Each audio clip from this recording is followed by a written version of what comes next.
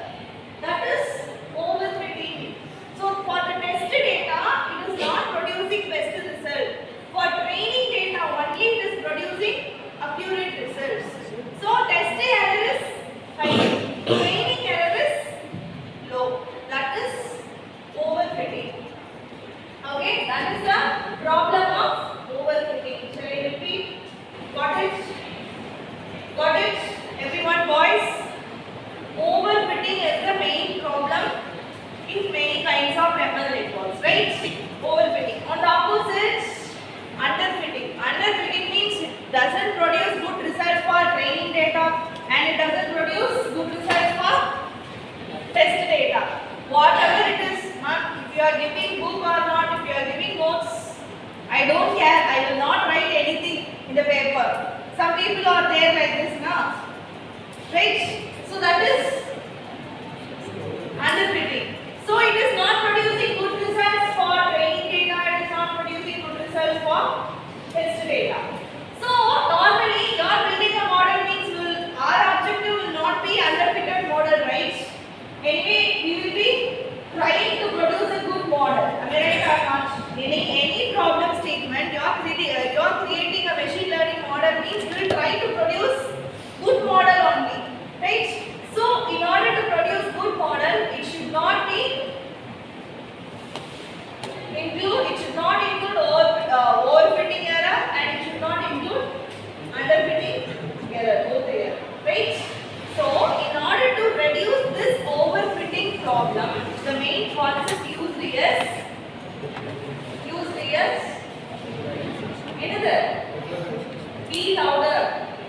Regularization. Regularization is the concept used for reducing the overfitting problem and also to improve the accuracy of the model by adding some data, by adding some penalty term to the loss functions. You have a data, you will be predicting the error, right? Error using the previous class have solved some problem, residual error. So you will be predicting the errors. Am I right or not? So by adding some penalty term, we are reducing the overfitting problem, and also we are improving the accuracy. That is the concept of regularization. Okay, and the core idea is make this model generalized one. Generalized one means the model should not be limited to a particular input only. If I am giving you, suppose your model has to add 4 plus 3. Okay, so 4 plus 3 in the sense you have to design a model for addition. Am I right or not? So suppose I am giving an example 4 plus 3 means you should not create a model for only 4 plus 3. Am I right or not? Your model should produce results for all kind of additions. So that is generalized one. Okay, if you are creating only 4 plus 3 means it will be used for only 4 plus 3. We cannot use it for 5 plus 5 or some other additions, right? So which is not useful for us. Am I right or not? Only one thing for only 4 plus 3 it will be used. Am I right? But if you are creating a model, generalized model for addition means you can able to add any numbers. Am I right? So that is the concept of generalization. In order to create the most accurate and generalized model, regularization is needed. Using the regularization, we will be reducing the overfitting problem. And improve the accuracy. How we will be? See, this is some kind of diagrams for underfitting, right model, and overfitting. So this is what separating two different classes. Okay, separating two different classes. Here one class and here another class. So in underfitting, with just a simple line, it splits two different classes. It doesn't consider anything, whether some kind of data is some kind of class B is here or some kind of class A is here. It doesn't consider anything.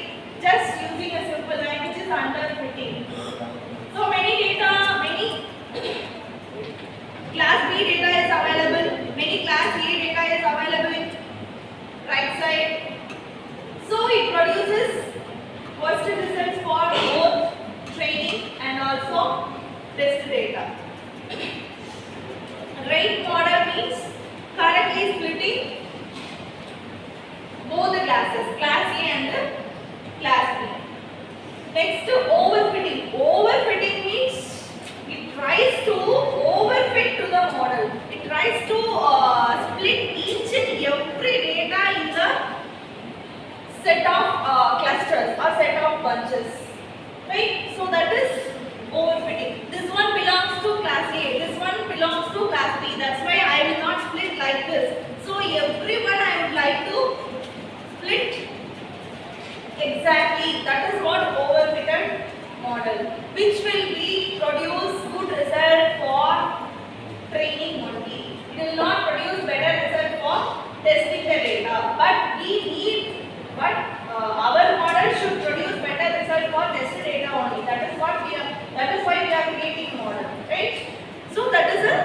problem, overfitting. Okay. So this is the diagram for how overfitting it reduces. When overfitting occurs means the error will be, the training data error will become reduced in each and every stage.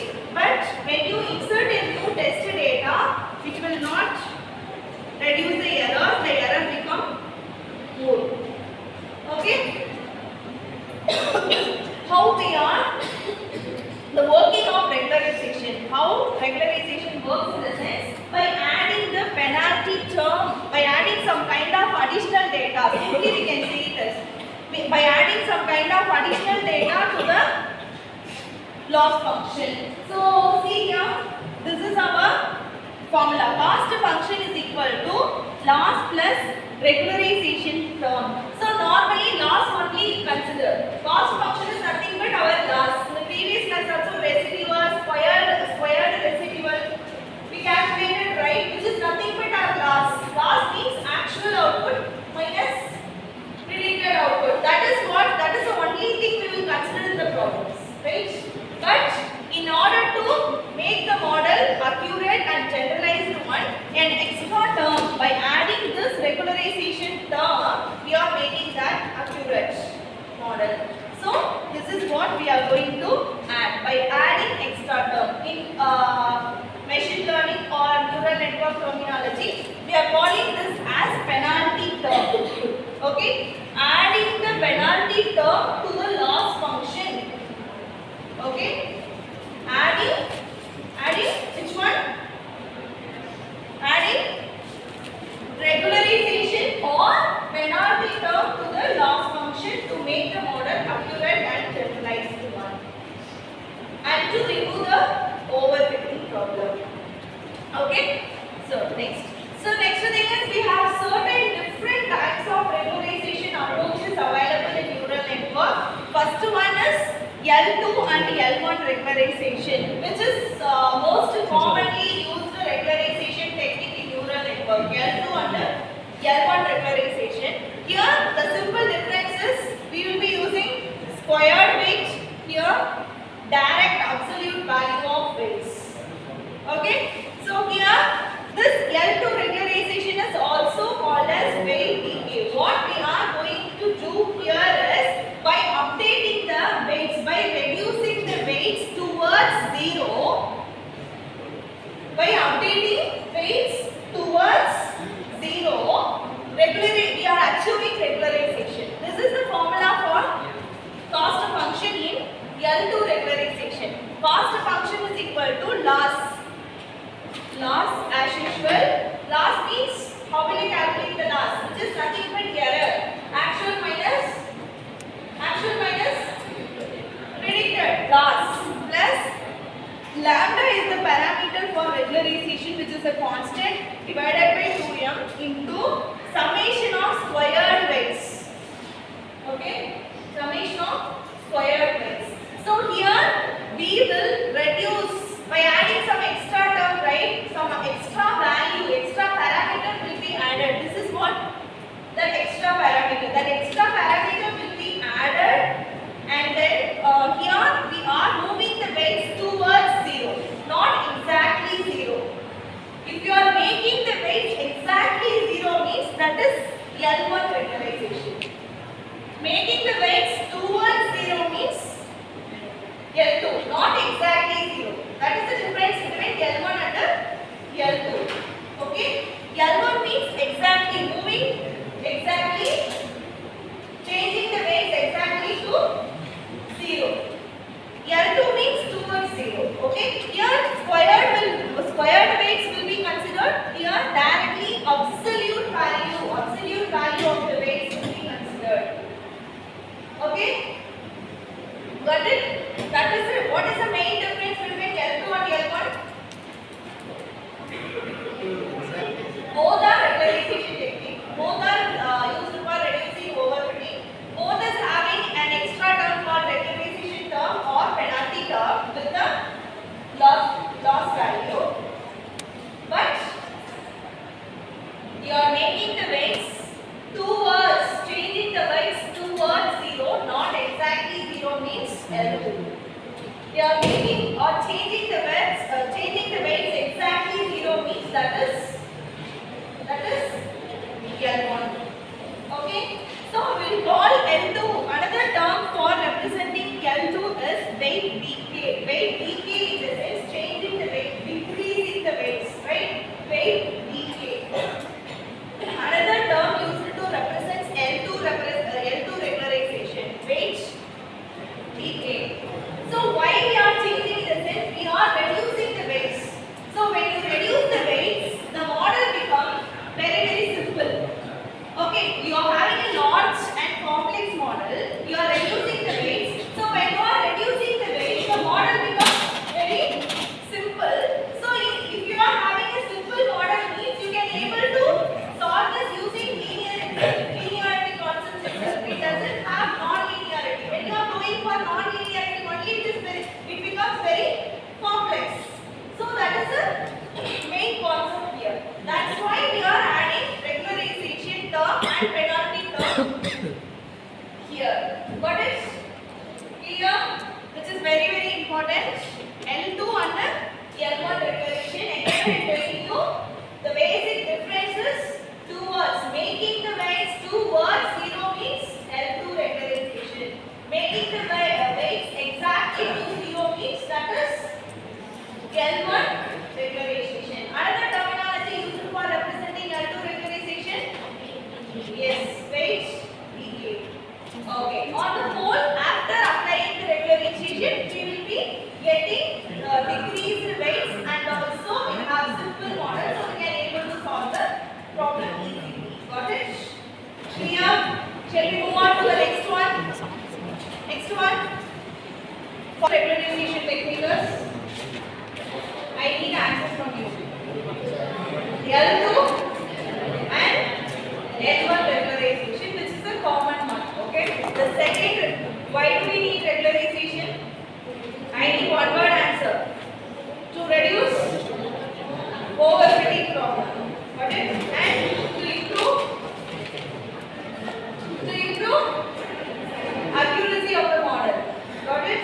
You should not forget. Okay. The second one we are going to see is dropouts.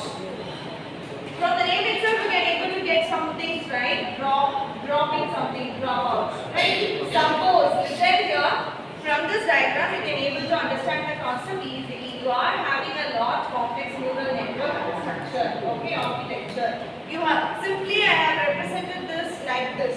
Okay, but if imagine you are having a large complex neural network. Okay, you will be having n number of neurons in n number of layers which will be connected with x layers. Am I right?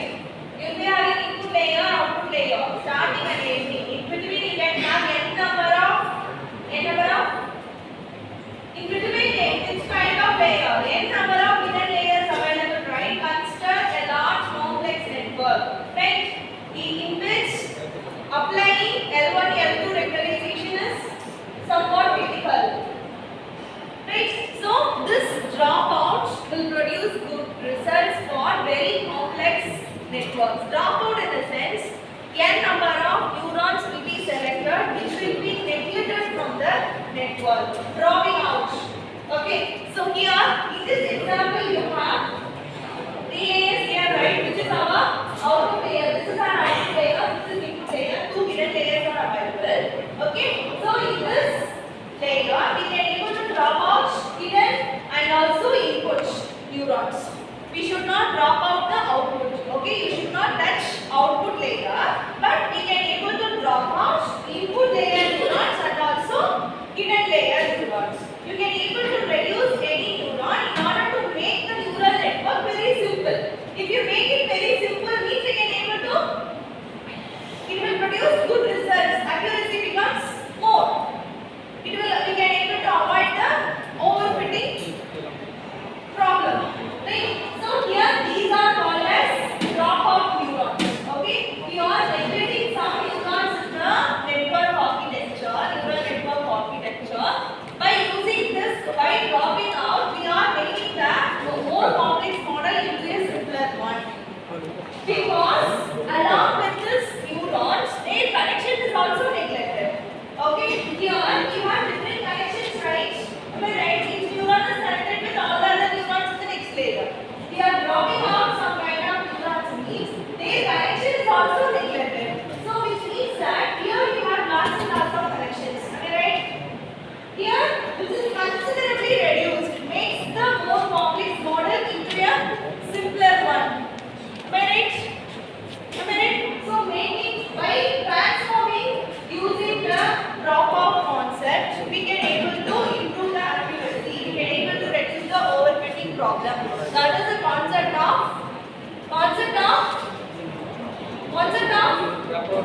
Be louder. Drop out. Okay? So it will produce better results for more complex neural network architecture. And it is also called as ensemble technique. Ensemble technique, why? When we use the term ensemble in the sense, creating something random by using some kind of different structures. Hybrid, we'll use the term hybrid, right, which is similar to ensemble technique. You are creating something new from the existing.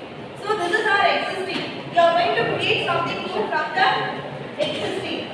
There is no need to drop this one, this neuron like this. You can able to select, but you have to drop out n number of neurons. Okay? Clear? So that's why this is also called as ensemble technique, which produce good performance, good results for complex neural networks. Okay? But the thing is, how can we find out the total number of neurons to be dropped out? That is a parameter here. This is a driver parameter which will be considered in the problem. Okay? So the second technique is dropout. Third one is data augmentation. Are you clear about dropout? We are dropping out n number of neurons to make a complex neural network into a simple neural network. So by which we are reducing the overfitting problem. In the simple term. Right? Clear? Dropping out. Next is data augmentation. Data augmentation in the sense, so here we are creating some more data to train the model better. So in the overfitting is what? For training data only it is producing good result. For testing a new data it produces bad result. That is what overfitting problem, right? You know the question means already. You know the questions means you will try to put the answer. Okay? If I give you any random question means wrong. Your answer will be wrong. That is what overfitting problem, right? So for which we are making the training more better. If you train the model more better means we can able to try to produce best results, right? So that is what we are doing here. Okay. For example, I told you the starting. You are having two different classes: images with Tamil letters, images with English letters. Okay. Okay. So training means a set of data, set of Tamil letters and set of English letters will be taken. By using that images, training will be done in the machine learning model. So by which, if you are having 10 Tamil images and 10 English images, totally 20 images. By using the 20 images only, you are training a model. Here, data augmentation means you are increasing the size of the training data. Totally 20 is there, right? So making this 20 as 40. How can we make it in the sense? We are having images. Tilt the image. So we have different things, right? Flipping, scaling, shifting. By using this concept, increase the size of the training data. So if a letter is having, you are saying that you are training the model. This is A, right? Am I right? Suppose your test data is, if you are importing the test data like this, it should also produce the result of A. Am I right or not? Am I right?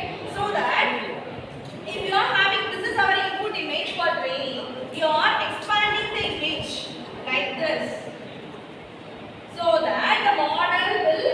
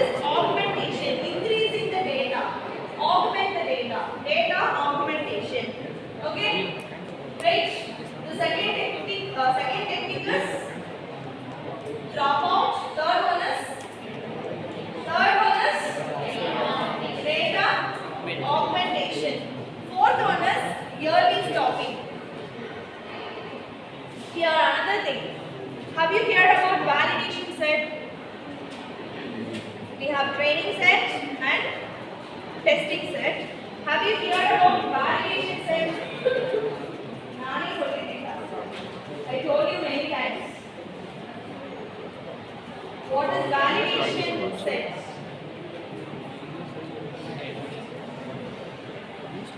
No? Right, you are right, Neil. Yes. A part of training set will be taken which is only used for validating the results.